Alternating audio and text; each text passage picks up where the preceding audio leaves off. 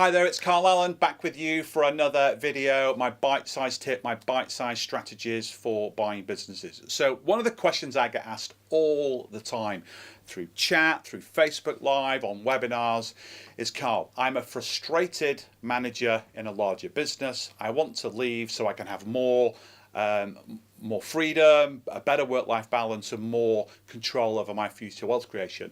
Should I A, go and start a business, or B, should I go and buy an existing business that somebody else has built but no longer wants to own anymore? So for me, 10 times out of 10, 100% all the time, don't start a new business. Go and buy one that somebody else has already built for you. Don't reinvent the wheel. And there's two reasons for this. So the first one is everyone's probably read or heard of Michael Gerber. So he's the author of The E-Myth. And if you read that book and you listen to Michael, he will tell you that 96% of startups fail within 10 years, so only 4% survive, and 50% of those businesses will crash and burn inside of the first year. So it's very, very difficult to start a business from scratch and get it through those 10 years and make it very, very successful. Because when you start a business, you're not going to have any cash or credit, no employees, no premises, no customers, no assets, none of the stuff that you need to run a successful business. And you've got to go out, personally borrow money, take all those risks, put in 100-hour weeks and do all of that work and still likely fail. The statistics don't lie. If you go and buy an existing business that someone else has built and doesn't want anymore, and you use the business's assets and the cash flows to finance that deal, then when you buy that business, you have all the things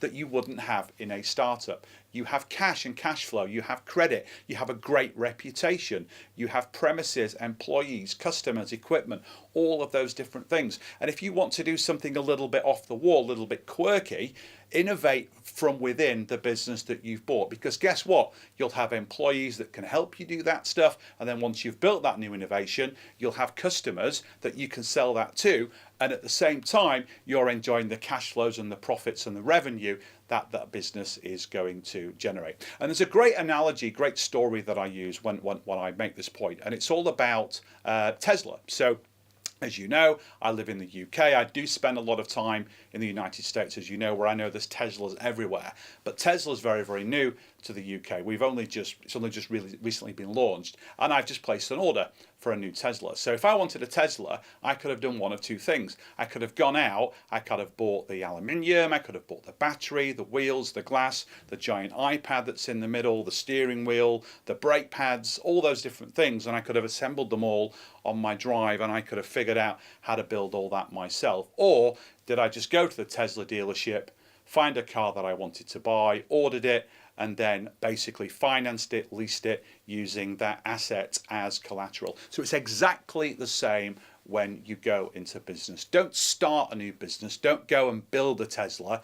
Go and buy one that somebody else has built, whether it's a Tesla or any other car or a boat or whatever you want to buy, but a business. Go and buy a business that somebody else has built. It's got all the things that startups don't have, and you can use the business's resources to buy it. You can use its cash flows. You can use its assets. There's so much financing out there for you to buy businesses. Go and do that versus than starting a new business and likely failing. So I hope you found that useful. That's today's bite-sized deal-making video. I will see you next time. Until then, bye for now.